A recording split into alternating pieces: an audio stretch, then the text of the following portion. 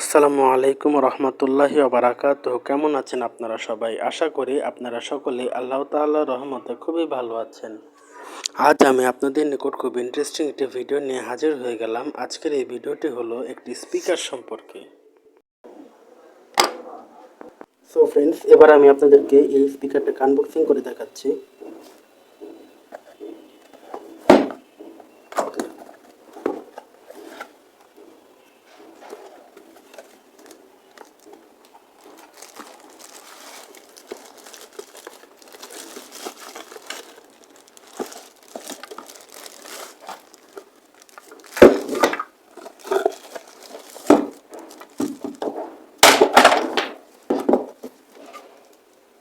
দেখুন বন্ধুরা, স্পিকারের ডিজাইনটা খুবই সুন্দর। স্পিকারটি প্যাকেট থেকে বের করার সাথে সাথেই শুধু স্পিকারটি বের হয়ে আসলো ফ্রেন্ডস, এর সাথে আর কিছুই নেই। দেখুন ফ্রেন্ডস, এর কেবলের কোয়ালিটিটা আমার কাছে খুব একটা ভালো লাগেনি। কেবলের কোয়ালিটিটা আর একটু ভালো দিতেই পারে। এই স্পিকারগুলোর কেবলের কোয়ালিটিটা একদম বাজে দেয়। আমি এই ধরনের বেশ কয়েকটা স্পিকার ব্যবহার করে দেখেছি, কেবলের কোয়ালিটি একেবারে যা ইচ্ছা তাই, এবং কেবলটাও তুলনামূলক সাইজে ছোট। যাই হোক, এই ধরনের স্পিকারগুলো সাধারণত ল্যাপটপের সাথে ব্যবহার করা হয়ে থাকে। ডেস্কটপের সাথে এই ধরনের স্পিকারগুলো খুব কম ব্যবহার হয়, এবং আজকালকার ডেস্কটপগুলো টেবিলের উপরেতে থাকায় এর কেবল নিয়ে তেমন একটা ঝামেলায় পড়তে হবে না। তবে যদি নিচে থাকে সেই ক্ষেত্রে হয়তো একটু ঝামেলা পোহানো লাগলেও লাগতে পারে। সো যাই হোক, আমরা এর সাউন্ড টেস্টিং করে দেখি স্পিকারটি কীরকম সাউন্ড প্রোভাইড করে।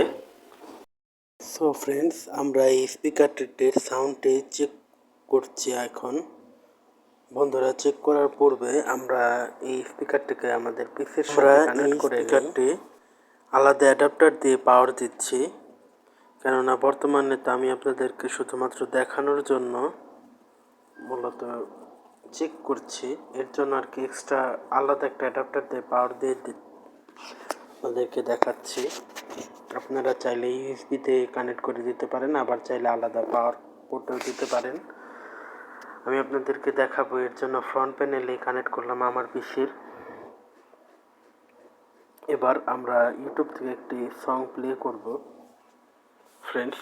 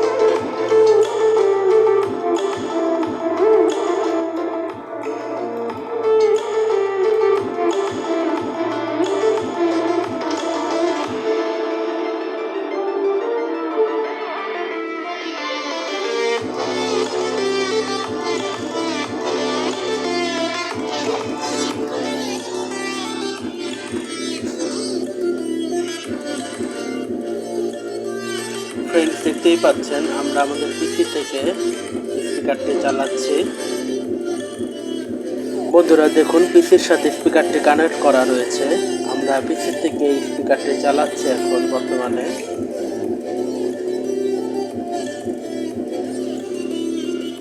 এর সাউন্ড কোয়ালিটি মোটামুটি ভালোই, ফুল ভলিউমেও এর ভলিউম ডিস্টরশন করে না তেমন একটা।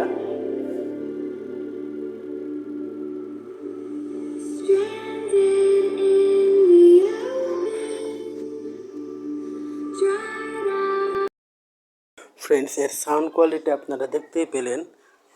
ভলিউমে তেমন কোনো ডিস্টরশন আমি এর থেকে পাইনি, মোটামুটি ভালোই বলা চলে স্পিকারটি।